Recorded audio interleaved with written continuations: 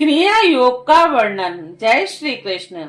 उद्धव जी ने पूछा, भक्त वत्सल श्री कृष्ण, जिस क्रिया योग का आश्रय लेकर जो भक्त जन जिस प्रकार से जिस उद्देश्य से आपकी अर्चा पूजा करते हैं, आप अपने उस आराधन स्वरूप क्रिया योग का वर्णन कीजिए। देव ऋषि नारद, भगवान व्यास देव और आचार्य बृहस्पति आदि बड़े बड़े ऋषि मुनि यह बात बार बार कहते हैं कि क्रिया योग के द्वारा आपकी आराधना ही मनुष्य के परम कल्याण का साधन है।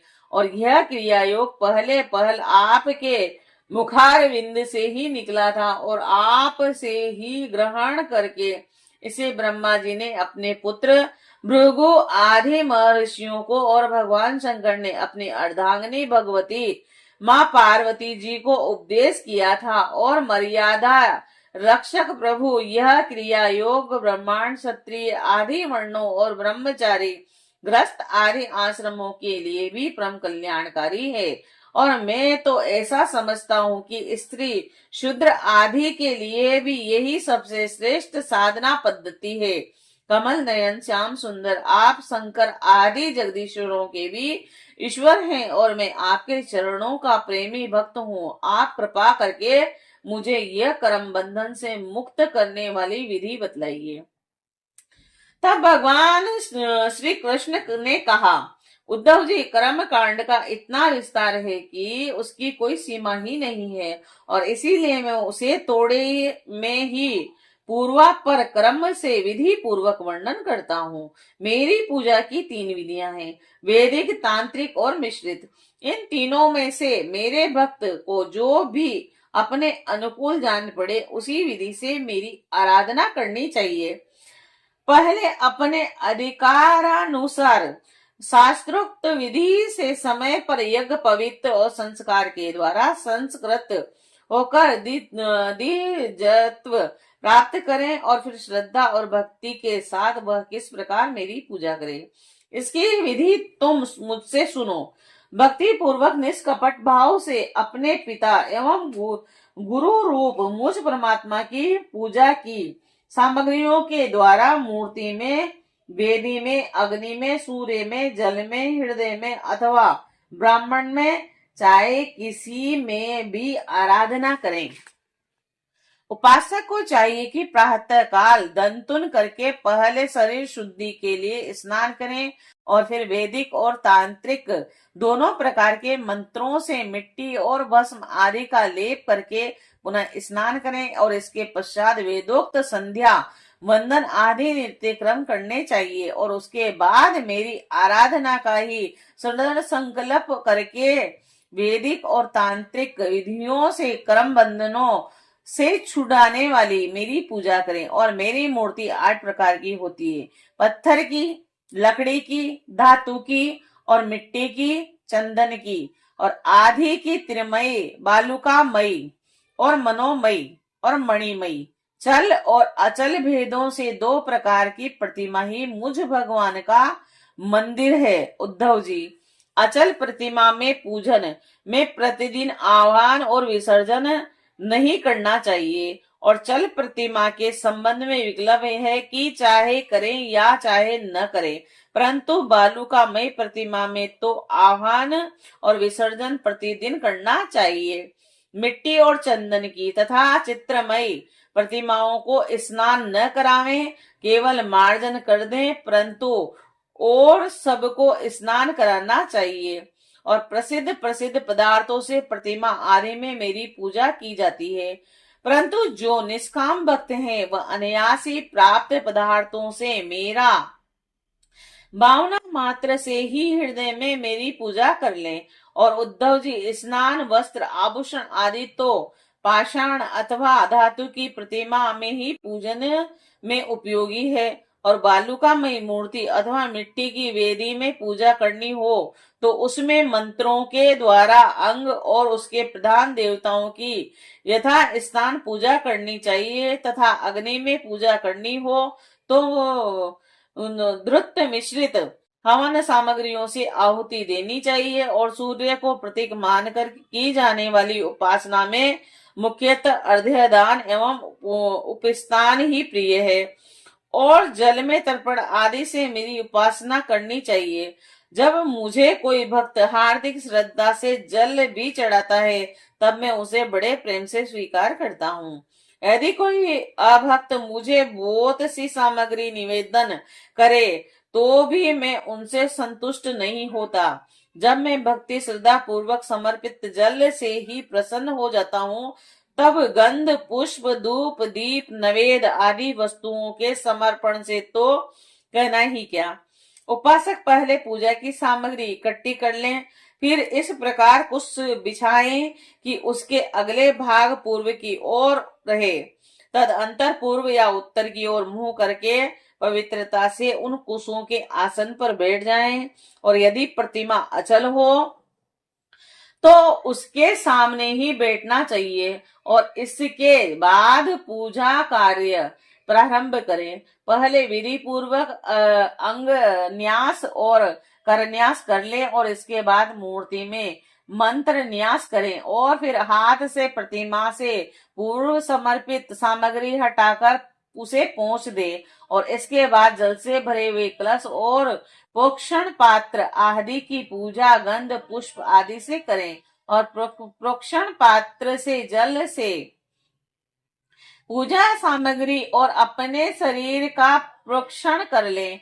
तद अंतर पाद अधैर्य और आचमन के लिए 3 पात्रों में कलश में से जल भरकर रख लें और उनमें पूजा पद्धति के अनुसार सामग्री डालें। पाद पात्र में श्यामाक और सावे के दाने, दूब, कमल, विष्णु कांता और चंदन, तुलसी दल आदि। अर्ध पात्र में गंध पुष्प अक्षत जो कुश तिल सरसों और दूब तथा आचमन पात्र में जायफल लौंग आदि डालें।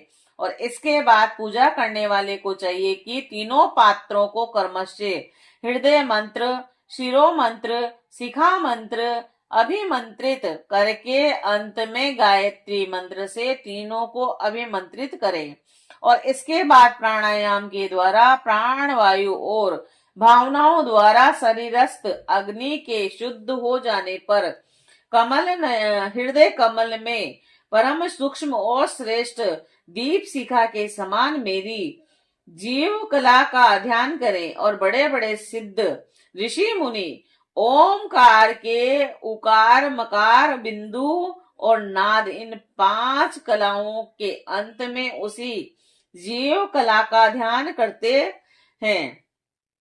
वह जीव कला आत्म स्वरूपणी है और जब उसके तेज से सारा अंतकरण और शरीर भर जाए तब मानसिक उपचारों से मन ही मन उनकी पूजा करनी चाहिए। तदंतर तन्मय होकर मेरा आह्वान करें और प्रतिमा आदि में स्थापना करें। फिर मंत्रों के द्वारा अंगन्यास करके उसमें मेरी पूजा करें और उद्धव जी मेरे आसन में धर्म आदि गुणों और विमला आदि आसक्तियों की भावना करें और अर्थात आसन के चारों कोनों में धर्म ज्ञान वैराग्य और ऐश्वर्य रूप 4 पाए जाते हैं। धर्म ज्ञान और अवैराग्य और अनैश्वर्य ये चारों दिशाओं में डंडे हैं और सत्व रजतम रूप 3 पटरानियों की बनी हुई पीठ है और उस पर विमला उत्कर्षणी ज्ञाना क्रिया योगा प्रही सत्या ईशाना और अनुग्रहा ये 9 शक्तियां विराजमान है और उस आसन पर एक अष्टदल कमल है और उसकी कणिका अत्यंत प्रकाशमान है और पीली पीली केसरों की छटा निराली ही है। और आसन के संबंध में ऐसी भावना करके पाद आचमनीय और धैर्य आदि उपचार प्रस्तुत करे। तदंतर भोग और मोक्ष की सिद्धि के लिए वैदिक और तांत्रिक विधि से मेरी पूजा करें। सुदर्शन चक्र, पंचजन्य शंख और कमोदों की गधा, खड़ग, बाण, धनुष, हल, मूसल इन 8 आयुधों की पूजा 8 दिशाओं में करें और कौस्तुभ मणि वैजंती माला श्री वत्स चिन्ह की वक्ष स्थल पर यथा स्थान पूजा करें। नंद सुनंद प्रचंड चंड महाबल बल और कुमुद और कुमुदेक्षण इन 8 पार्षदों की 8 दिशाओं में और गरुड़ की सामने दुर्गा विनायक व्यास और विध्वक सेनी की चारों कोनों में स्थापना कर कर पूजा करें। बाईं और गुरु की और यथाक्रम पूजा पूर्वाधि दिशाओं में इंद्र आदि 8 लोकपालों की स्थापना करके पोषण अर्धे दान आदि क्रम से उनकी पूजा करनी चाहिए। प्रिय उद्धव जी, यदि सामर्थ्य हो तो प्रतिदिन चंदन, कस, कपूर, केसर, अर्गजा आदि सुगंधित वस्तुओं द्वारा सुवासित जल से मुझे स्नान कराएं और उस समय स्वर्ण धर्म इत्यादि स्वर्ण धर्मानुवाक जित ते पुंडरीकाक्ष इत्यादि महापुरुष विद्या सहस्त्र श्रृंगा पुरुष इत्यादि पुरुषुक्त और इंद्र नरो नेमधिताहवंत इत्यादि मंत्रोक्त राजनादी साम गायन का पाठ भी करता रहे और मेरा भक्त वस्त्र यज्ञोपवीत आभूषण पत्र माला गंध और चंदन आदि से प्रेम पूर्वक यथावत मेरा श्रृंगार करे। उपासक श्रद्धा के साथ मुझे पाद आचमन चंदन पुष्प अक्षत धूप दीप आदि सामग्रियां अर्पित करे।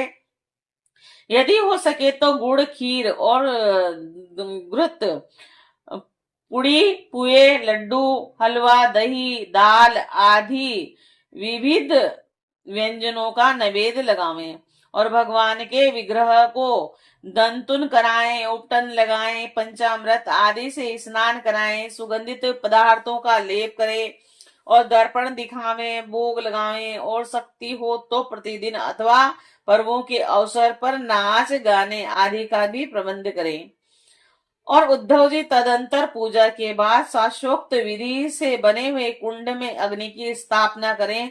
वह कुंड मेघला गर्त और वेदी से शोभायमान हो। उसमें हाथ की हवा से अग्नि प्रज्वलित करके उसका परिसमूहन करें, अर्थात उसे एकत्र कर दे और वेदी के चारों ओर कुशक दंडिका करके अर्थात चारों ओर 20-20 कुछ बिछाकर मंत्र पढ़ता हुआ उन पर जल छिड़के और इसके बाद विधि पूर्वक संविधाओं का आधान रूप अवधान कर्म और करके अग्नि के उत्तर भाग में होमोपयोगी सामग्री रखें और प्रोक्षणीय पात्र में जल से प्रोक्षण करें। तदंतर अग्नि में मेरा इस प्रकार ध्यान करें। मेरी मूर्ति तपाए हुए सोने के समान दम दम दमक रही है और रोम रोम से शांति की वर्षा हो रही है। लंबी और विशाल 4 भुजाएं शोभायमान है और उनमें शंख चक्र गदा पद्म विराजमान है। कमल की केसर के समान पीला पीला वस्त्र पहरा रहा है। सिर पर मुकुट, कलाइयों में कंगन और कमर में करदनी और बाहों में बाजूबंद झिलमिला रहे हैं। वक्ष स्थल पर श्री वत्स का चिन्ह है। गले में कौस्तुभ मणि जगमगा रही है। घुटनों तक वनमाला लटक रही है। अग्नि में मेरी इस मूर्ति का ध्यान करके पूजा करनी चाहिए और इसके बाद सूखी समिधाओं को द्रुत यानी घी में डुबोकर आहुति दें और आजे भाग और आघार नामक 2-2 आहुतियों से और भी हवन करें। तदंतर घी से भिगोकर अन्य हवन सामग्रियों से आहुति दे और इसके बाद अपने इष्ट मंत्र से अथवा ओम नमो नारायणाय इस अष्टाक्षर मंत्र से तथा पुरुष सूक्त के 16 मंत्रों से हवन करे। और बुद्धिमान पुरुष को चाहिए कि धर्म आदि देवताओं के लिए भी विधि पूर्वक मंत्रों से हवन करें और शिविष्टकृत आहुति भी दें और इस प्रकार अग्नि में अंतर्यामी रूप से स्थित भगवान की पूजा करके उन्हें नमस्कार करें और नंद सुनंद आदि पार्षदों को 8 दिशाओं में हवन कर्म कांड बलि दे और तदंतर प्रतिमा के सम्मुख बैठकर पर ब्रह्म स्वरूप भगवान नारायण का स्मरण करें और भगवत स्वरूप मूल मंत्र ओम नमो नारायणाय का जाप करें और इसके बाद भगवान को आचमन करावें और उनका प्रसाद विश्व सेन को निवेदन करें और इसके पश्चात अपने इष्ट देव की सेवा में सुगंधित तांबूल आदि मुखवास उपस्थित करें और पुष्पांजलि समर्पित करें। मेरी लीलाओं को गावें, उनका वर्णन करें और मेरी ही लीलाओं का अभिनय करें और सब करते समय प्रेमोन्मुक्त होकर नाचने लगे और मेरी लीला कथाएं स्वयं सुने, दूसरों को सुनावें। कुछ समय तक संसार और उसके रगड़ों झगड़ों को भूलकर मुझ में ही तन्मय हो जाएं। प्राचीन ऋषियों के द्वारा अथवा प्राकृत भक्तों के द्वारा बनाए हुए छोटे बड़े स्तव और स्तोत्रों से मेरी स्तुति करके प्रार्थना करें, भगवान आप मुझ पर प्रसन्न हो और मुझे अपने कृपा प्रसाद से सारोबोर कर दें।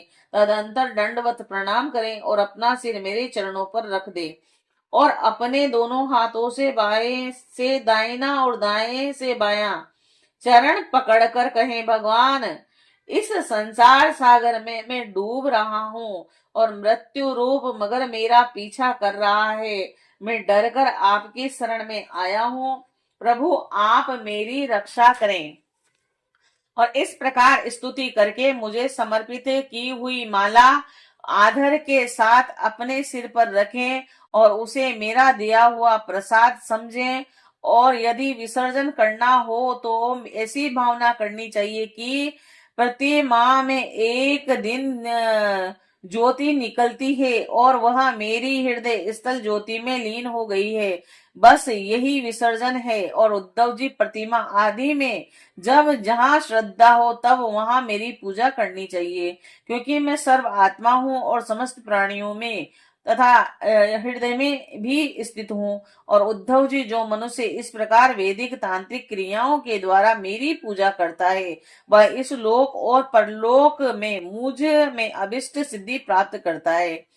यदि शक्ति हो तो उपासक सुंदर सुंदर मंदिर बनवावे और उसमें मेरी प्रतिमा स्थापित करें। सुंदर सुंदर फूलों के बगीचे लगवा दें और नृत्य की पूजा, पर्व की यात्रा और बड़े बड़े उत्सवों की व्यवस्था कर दें।